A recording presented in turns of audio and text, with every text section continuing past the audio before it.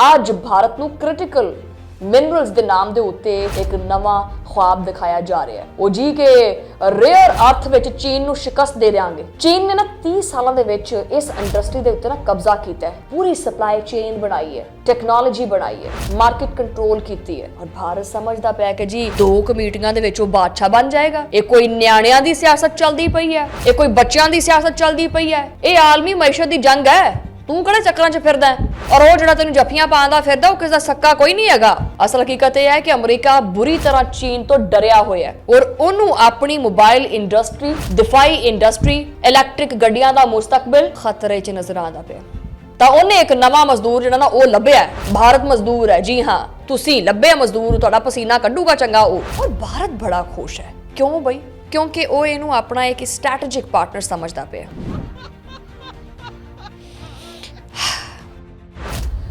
बिस्मिल्लाहिर्रहमानिर्रहीम, अस्सलाम वालेकुम। तुसी देख रहे हो 360 डिजिटल पंजाबी और मैं हाँ तुहाडी मेज़बान शुमाइला नियाज़। दुनिया के ਜਿਹੜੇ भी कोने ਦੇ ਵਿੱਚ पंजाबी बैठे ने ਉਹਨਾਂ ਸਾਰਿਆਂ ਨੂੰ ਦਿਲੋਂ ਮੇਰਾ ਸਲਾਮ ਹੈ ਔਰ ਸਤਿ ਸ਼੍ਰੀ ਅਕਾਲ ਵੀ ਹੈ।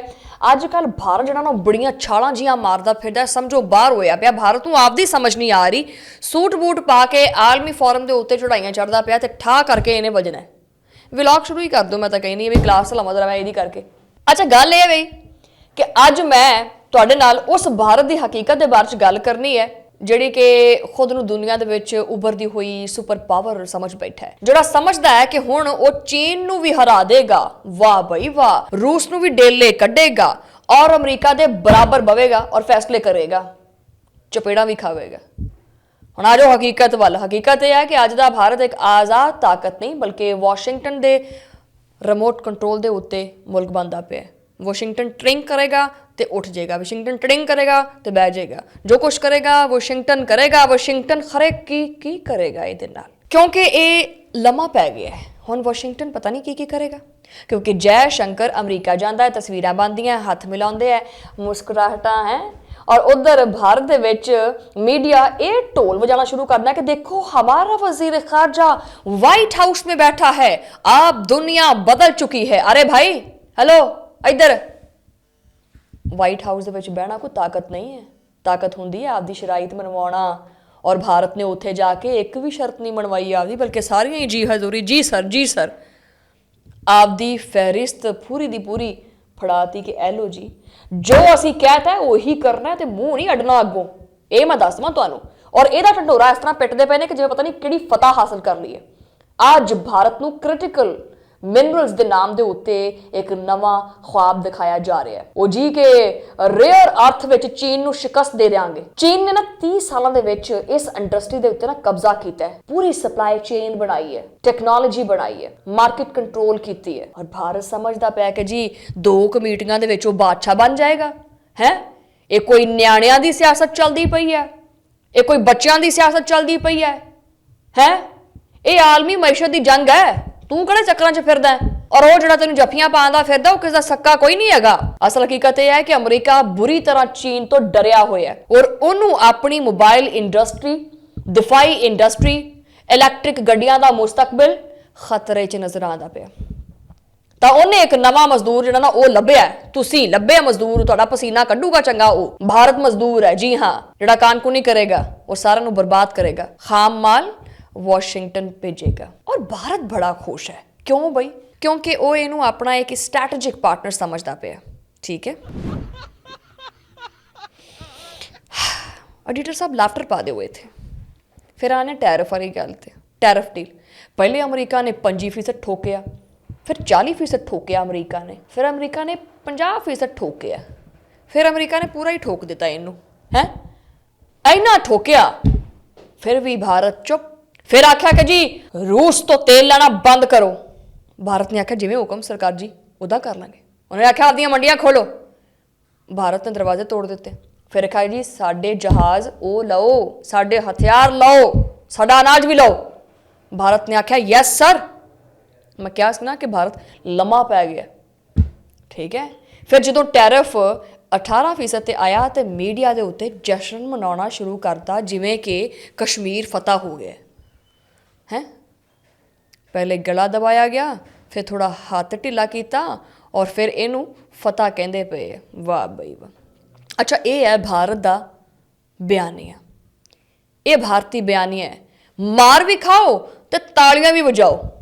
ਅੱਛਾ, ਫਿਰ ਇਹ ਡਰਾਮਾ ਕਰਨਾ, ਇਹ ਸ਼ੋਰ ਕਰਨਾ ਕਿ ਜੀ ਪਾਕਿਸਤਾਨ ਨੂੰ ਸਾਈਡਲਾਈਨ ਕਰ ਦਿੱਤਾ ਗਿਆ ਹੈ। ਸੱਚ ਸੁਣ ਲਓ ਕਿ ਅਮਰੀਕਾ ਨੂੰ ਪਾਕਿਸਤਾਨ ਤੋਂ ਇਸ ਵੇਲੇ ਕੋਈ ਵੀ ਕੰਮ ਨਹੀਂ ਹੈਗਾ, ਇਸ ਲਈ ਉਹਨੂੰ ਥੋੜੀ ਦੇਰ ਵਾਸਤੇ ਉਹਨਾਂ ਨੇ ਕਿਹਾ ਕਿ ਜੀ ਹਮ ਬਾਅਦ में बात करते हैं, ठीक है।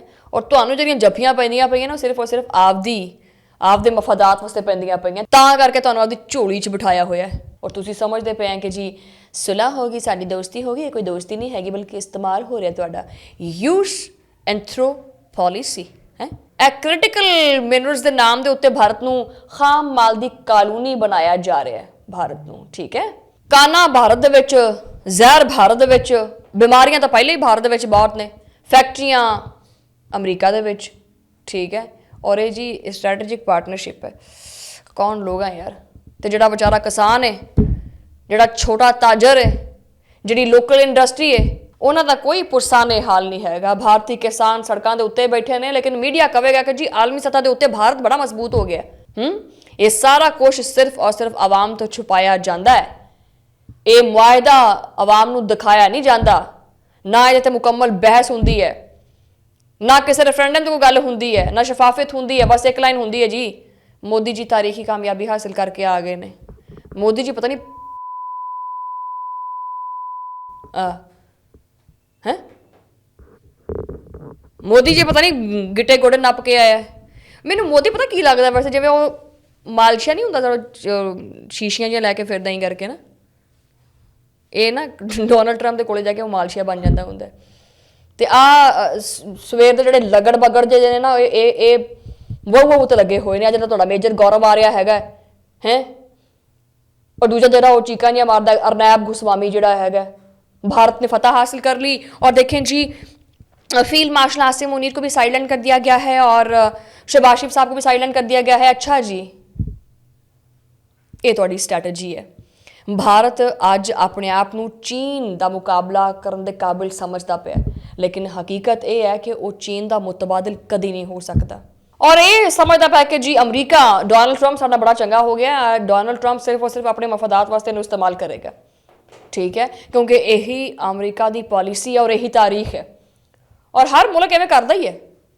इस वास्ते जिहड़ियां खुशफहमियां ने ना, ये ना पाल के रखो। आखिर दे विच एक गल याद रखो कि जिहड़ा भी मुल्क आपकी खारजा पॉलिसी वाशिंगटन दे कोलों लिखवांदा है ना, वाशिंगटन दे कोलों वो कदी भी सुपर पावर नहीं बनता। वो सिर्फ फ्रंटलाइन रियासत बनता है, जंग का ईंधन, सियासत का मोहरा और मैशत का शिकार। अज भारत दे विच तालियां तो वजदियां पईयां, ठीक है, लेकिन इन्हां दा अंजाम जिहड़ा ना वो तुसीं भुगतना है। वैसे ये गल याद रखना, और यही हकीकत है, यही सच है। भारतीय मीडिया आपदी आवाम नूं वो सच नहीं दसदा। आ मेरे विलॉग कढ के सुन लिया करो, मैं तुहानूं दस्सां कि की चलदा पिया। अगले विलॉग च मिलदे हां तुहाडे नाल, है अल्लाह ने के पान।